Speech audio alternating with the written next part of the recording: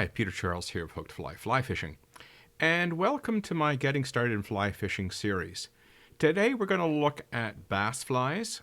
We did trout flies last time, and I think it's probably a really good idea for anybody who's in conventional angling now and wants to get into fly fishing, likes fishing for smallmouth bass, that this is your starting point rather than trout.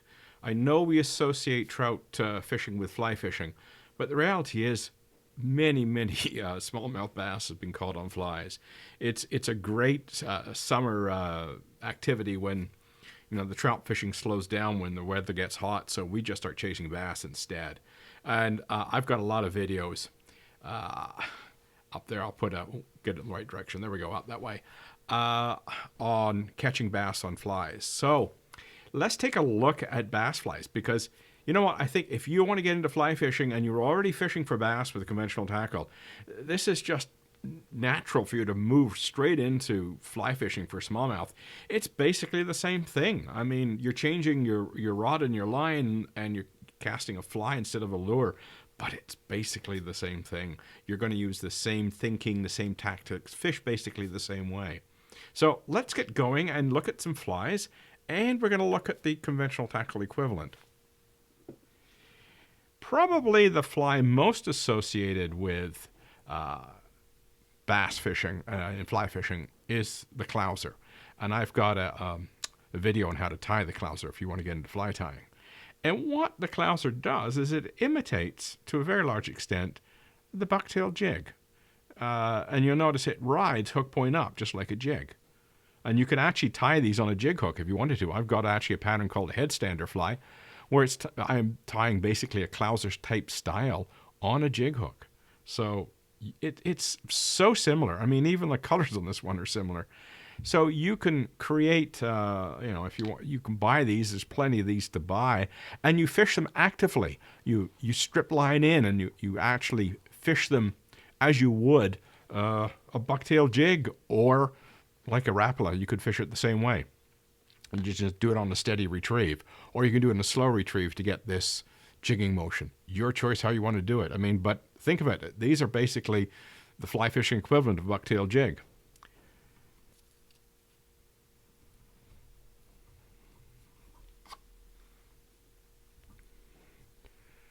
Okay, here we got a deer hair popper. This is a frog pattern.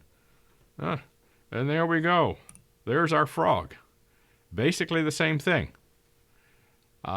This rides hook point down in this case, and you can see it's got a weed guard. Not terribly effective compared to this frog arrangement, but you can see even the size is the same. And these are hard to cast, okay? I mean, you have to be a pretty good fly caster and have the right gear to toss that big thing. But it does the same job, and it'll catch bass the same way this thing will. I mean, you're looking at the same kind of fishing in the same kind of places to use this big deer hair popper. So, you think about that, you could actually go fish the cabbage with a deer hair popper like this and catch largemouth just as easily as you would if you were using this thing.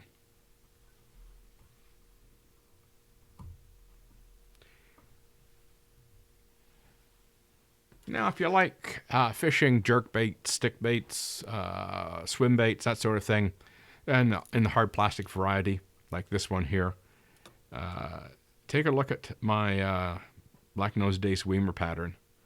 And this, what's this one? Squad minnow. This is a jackal squad minnow. And look how similar they are. Same concept. I'm going to fish this black-nosed dace Weimer just the same way I'd be fishing that squad minnow. And you just strip it across, imitate a bait fish. This thing works like a charm. So if you're looking to fish that style of hard plastic baits, and you like fishing that, you go to this is called a streamer. It's a minnow imitation, a bait fish imitation. Works like a charm. This particular type of pattern is incredibly effective, and you can nail a lot of fish with these things.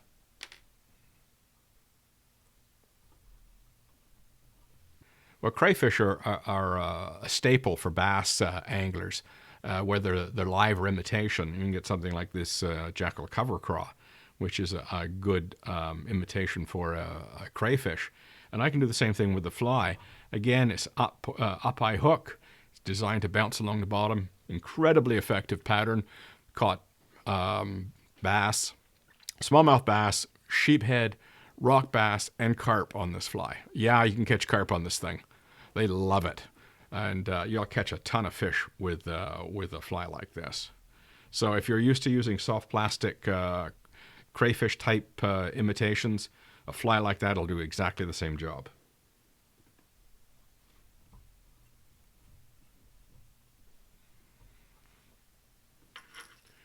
We also have heart poppers in fly fishing. Here's a typical one, and it would be very, very similar to this popper here. This is SK Pop Grande from Jackal.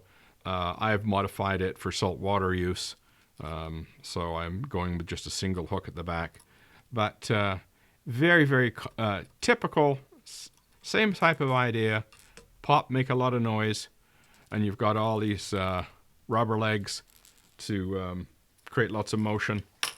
Works like a charm. You catch a ton of fish on this, and you can get smaller ones that are good for panfish as well. You can catch sunfish and bluegills on them, and rock bass, that sort of thing. They're a lot of fun.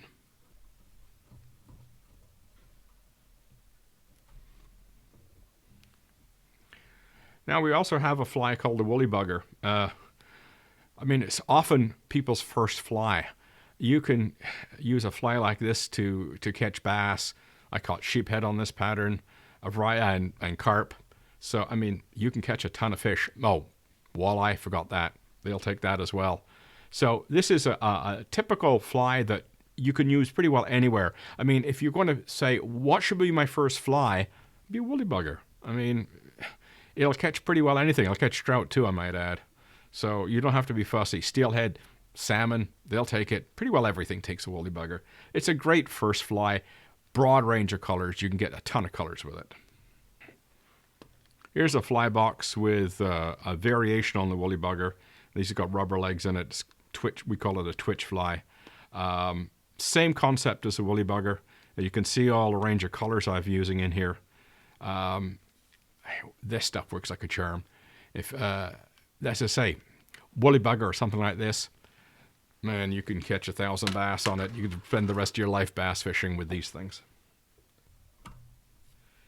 You know, a couple of other patterns. This one's called a slider. It's a long rabbit tail on it. It looks a lot like something like maybe a shaky head pattern or something like that. Only this one is designed to be just under the surface of the water. It functions something like a popper. Very, very effective, and you'll bring up both bass and pike to this fly, no problem at all.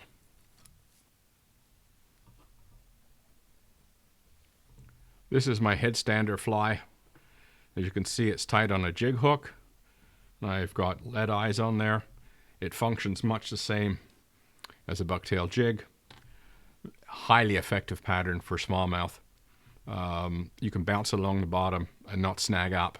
And you know, I would seriously consider, if I've got a video on this, I would seriously consider that if I was a conventional angler, I'd tie this fly out with a little bit more lead so you can cast it easily. And I think it stands like this in the water, and this tail just moves in the current.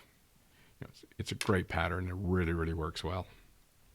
But as I said, if I was starting out in fly fishing for bass, you know, start off with a woolly bugger, olive, black, purple, chartreuse.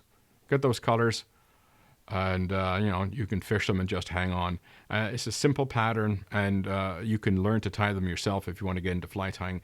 It's often the pattern we teach people how to fly tie using this pattern. We just, you know, simple materials, 3 materials and a hook, and you're good to go. You can do it with the cone at the front for weight or without the cone. You know, it depends on how you want to fish it. It's a tremendously effective pattern, and you know, you'll catch a ton of smallmouth bass on these things. So let's wrap this up and say, if you're going to get into fly fishing and you're already a bass angler, I mean, really, you're not really changing very much. I mean, you're changing your rod and reel and line and maybe a little bit of your thinking, but essentially you're going to be using flies that do the same job as the existing lures and soft plastic baits that you're already using. And so it's just, a bit of adjustment in thinking. There is also the issue of getting the fly deep enough, and it can be done. I've hit smallmouth bass as deep as 20 feet in Lake Erie, so on a fly rod. So there are ways to get a fly really, really deep if you have to. But for river fishing, usually a floating line or an intermediate line is enough, and you can get bass after bass after bass. So check out some of the videos I have on bass fishing with fly rods, and you can see what can be done. So if you love fishing for bass and you want to get into fly fishing, a woolly bugger and a fly rod, and you can catch a ton of smallmouth and have a blast. Cheers.